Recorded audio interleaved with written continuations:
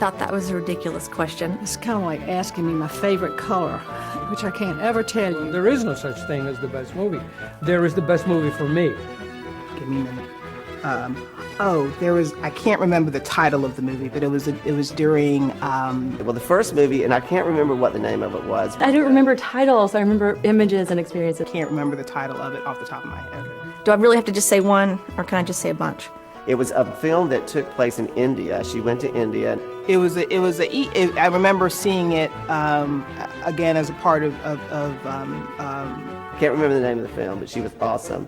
If y'all can just tell me one to say, I mean, to prompt me, I might remember having seen it. Amarcord. Persepolis. Sankofa. Zentropa. Europa. Smoke. Water. Boogeyman. TV. We showed it as a 15-hour movie, and it was one of the most incredible things One of those movies that's just so surprising that it is literally what the title says. I remember just sat there in silence at the end of the movie because nobody really knew how to react to what they had just seen. Somewhere in the middle of the film, I watched as the audience really began to understand that film is more than just a comedy. It's about relationships and affirming people. Really interesting take on, a mafia story. It was an Academy Award winner, of course. You don't know what is real and what is fantasy in the movie. Let the Right One In. Celebration. Sweet and Low Down. Ballet Russe. Moscow, Belgium. Couldn't conceive of it being anywhere else. And quite frankly, in many other parts of the country. That it's such a small movie, but such a wonderful movie that the distribution was practically minimal. So the fact that it came here is sort of miraculous. And it just reminded me that it was a kind of archetypal Nickelodeon movie. And you couldn't find it anywhere else. Nickelodeon is South Carolina's only nonprofit theater. It was founded in 1979 here in Columbia, and currently we're a 75-seat art house theater, so we show independent foreign documentary films.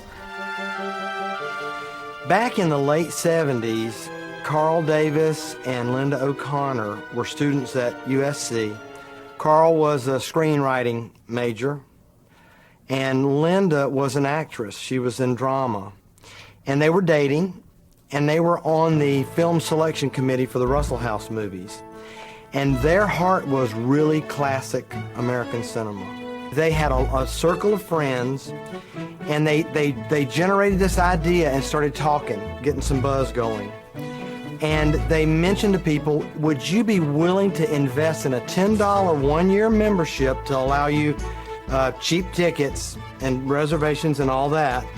They kind of developed the whole ideology, but they didn't have anything yet. They said, if we could get a place, would you give us $10 seed money up front to start something like this? And they sold hundreds of memberships that would only start if and when they got a place. It was such a wonderful community.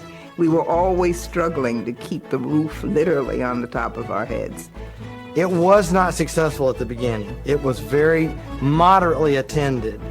But over the first 2 years that Carl and Linda were here, people began to get interested, and the attendance just steadily rose. So that by the time they left in the beginning of 1981, we were having sellout crowds regularly. It's a little bit different than now because it was more, this is a cool place to go and not a lot of people know about it, so it's kind of our special place. And I remember going for a couple nights in a row to get to see the old film Freaks. And the projector constantly breaking. But just how compassionate the audience was, that we all understood. We went wherever for the 7 o'clock film and came back at 9. The projector still wasn't fixed. We came back the next night. I did have one business partner named James Wilson who worked here for a couple of years. And he and I we both had to be back there to run this changeover when one film reel would get finished. And it got so bad that I told him, we're going to the bank Monday morning. We're going to get a loan. We're going to get a professional projector. Oh, it was wonderful because we didn't have anything like it here up until then. You need to remember there were no HBO, Showtime, none of that stuff was in existence back then. There were very few movies on video. There was no such thing as DVD back then. It was just, you couldn't go to the store and get a movie. So if you wanted to see an old movie, a classic movie, or a cutting-edge movie that wouldn't come to the commercial theaters, this was your only hope in South Carolina. I mean, there were enough people to keep it going. It would depend on the films. The old classic Hollywood films would probably have a smaller audience. But very often for the newer foreign films or newer independent films, we'd have good crowds. I can think of several films, like Sherman's March, which is set partly in South Carolina. That thing sold out just about every show when we showed it. Several years ago, the City of Columbia, along with the Lurie family, helped us purchase the former Fox Theater at 1607 Main Street. It was originally built in 1936 as the State Theater and originally seated over 700 people. Actually, this theater was sort of created in the shape it's in 1985 when they made a one-screen theater into two screens, and this was the smaller theater too. You can see the screen still there. We will actually replace that. Behind the screen is a stage, a small stage, but we'll be using that for live performances like acoustic music concerts or lectures. And then directly behind that stage in the back will be part of our media education center, where we'll actually do educational programming with schools and after school programs. And then this theater will have about 85 to 100 seats in it. This venue that we can bring young people and teachers to and teach them both analysis of film and hopefully put the tools in their hands to make their own films. We are in what is going to be the smaller theater at the Fox Theater. It'll be the boutique black boxy theater.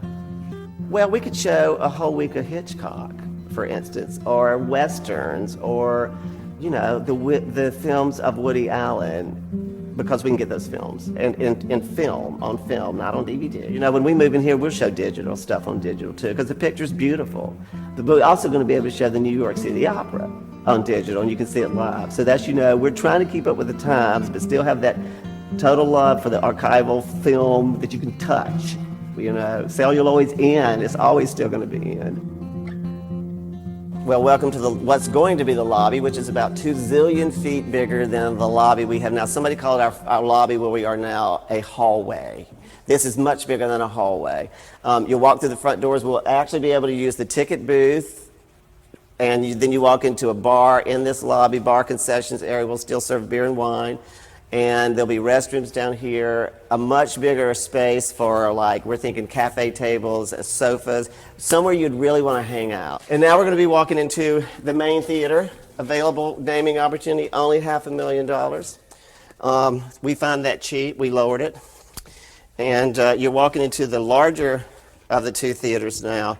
This actually would have been the balcony of the 750-seat one-screen theater, and there are about 250 seats in this theater here. We'll have about 175. As you can see, there's now a screen. In 1985, there was a second screen added, a wall added. So for 2 years, this theater was actually its own separate theater. You can see also the columns are here, the sunburst on the top of the columns, deco lighting, acoustics are perfect. They cannot get any better than this. I'm mostly excited about the new film offerings that we're going to be able to have.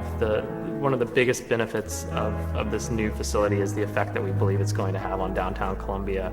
No question about it. All of the downtown business folks are very excited about, one, having the building renovated, two, having the arts in there that brings people to downtown in the evening. So it's a win-win for everyone.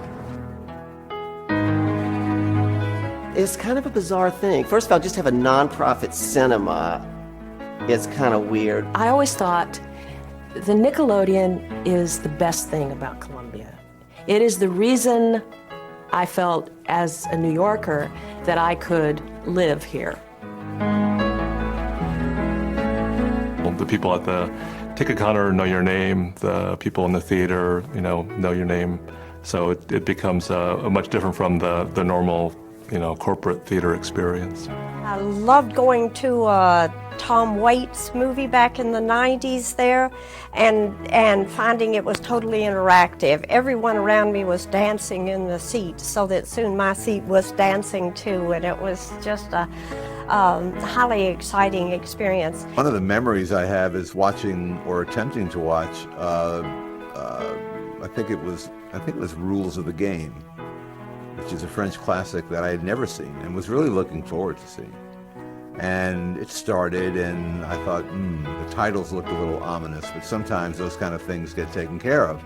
And as the movie went along, it wasn't taken care of, and the images were stranger and stranger, and pretty soon it seemed like it was a surreal movie. And Rules of the Game, I know, was not a classic of surrealism. We'll hear more about the wine's not cold enough or the Coke's flat, but they're pretty easy with the way the movies are shown.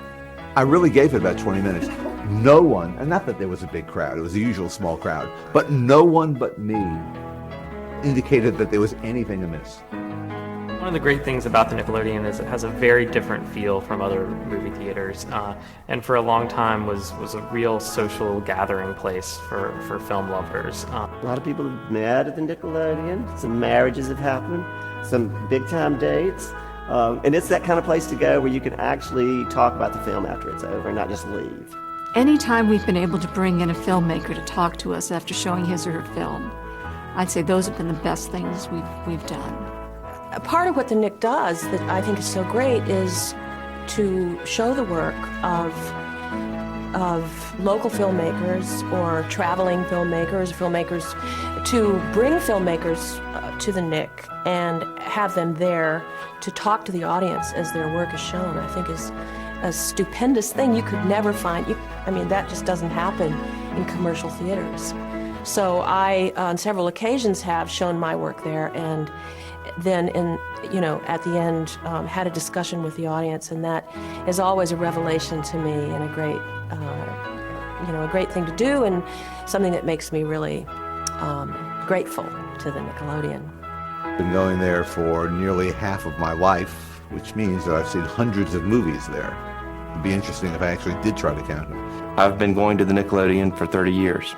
I saw stuff that changed my life in that theater. A lot of times I'll run up at a 3 o'clock matinee, catch a movie, stick around after I'm done and watch the 6 o'clock, come back with friends and watch an 8 o'clock. The trade-off between popular films and more artistic films has been, an issue from the beginning all the way through Nickelodeon. The whole issue about what we want to be on the cutting edge and providing people with films that they wouldn't be able to see otherwise. But at the same time, we want people to actually come to the film. So there's always a discussion about what is a Nickelodeon film. American Splendor.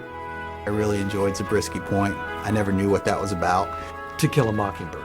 Once Upon a Time When We Were Colored. An Inconvenient Truth. Tokyo Godfathers. The Road Home.